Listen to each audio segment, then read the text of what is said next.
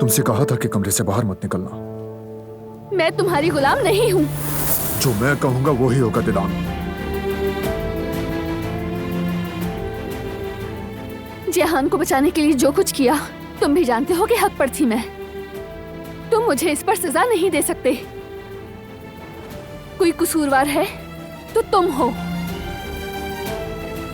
अपने भाई को गन देने से पहले ही सोचना चाहिए था। तुम अपनी गलतियों पर इस तरह पर्दा नहीं डाल सकती।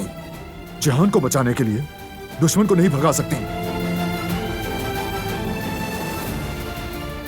या आप भी अपनी गलती नहीं समझ आ रहे। तस्लीम करो अपनी गलती। जब मैंने जेहान को गन लेकर जाते हुए देखा तो यही समझ आया मुझे। बताओ मुझे उसे कैसे रोक सकती थी मैं? हाँ, और तुम्हें आकर बताया भी तो था मैंने। मेरी गलती नहीं है, जो सही था वही किया मैंने।